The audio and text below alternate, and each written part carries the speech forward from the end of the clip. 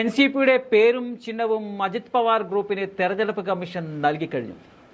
അതുകൊണ്ട് തന്നെ തെരഞ്ഞെടുപ്പ് കമ്മീഷന്റെ തീരുമാനത്തിൽ മഹാവികാസ് അഘാടി നേതാക്കൾ അമർഷം രേഖപ്പെടുത്തിയിട്ടുണ്ട്.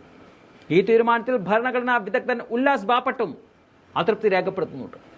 തെരഞ്ഞെടുപ്പ് കമ്മീഷന്റെ ഈ തീരുമാനം ജനാധിപത്യത്തിന്റെ പതനമാണ് കാണിക്കുന്നതെന്നും ബാപ്പട്ട് പറയുന്നുണ്ട്. ഇത്തരം വിധികളിലൂടെ ഭരണഘടന അട്ടിമറിക്കപ്പെടുകയാണ്. അതുകൊണ്ട് കൂറുമാറ്റ നിയമത്തിൽ സുപ്രീം കോടതി വ്യക്തത കൊണ്ടുവരേണ്ടതുണ്ട്. ഭൂരിപക്ഷമുള്ളയാൾക്ക് അനുകൂലമായി വിധി പറയുന്നത് തെറ്റാണ്. ശിവസേനയുടെ കാര്യത്തിലും ഇതേ വിധിയാണ് തെരഞ്ഞെടുപ്പ് കമ്മീഷൻ നൽകിയത്.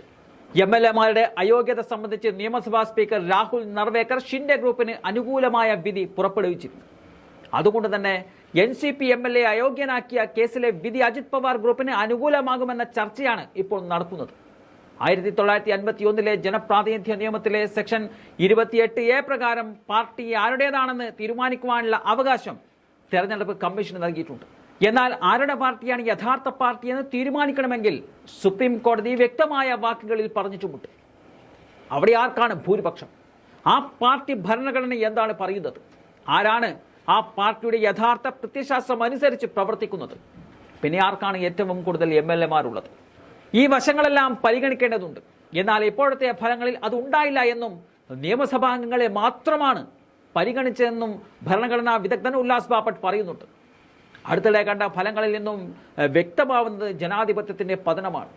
അതിനാൽ എൻസിപിയുമായി ബന്ധപ്പെട്ട് തെരഞ്ഞെടുപ്പ് കമ്മീഷൻ നൽകിയ തീരുമാനം സുപ്രീം കോടതി റദ്ദാക്കണമെന്ന ആവശ്യമാണ് അദ്ദേഹം മുന്നോട്ട് വെക്കുന്നത്. അതുപോലെ തന്നെ ഭാവിയിൽ ഇത്തരം സംഭവങ്ങൾ ആവർത്തിക്കാതിരിക്കാൻ കൂറുമാറ്റ നിയമത്തിൽ കൂടുതൽ വ്യക്തത കൊണ്ടുവരികയും വേണമെന്നും അദ്ദേഹം പറയുന്നുണ്ട്.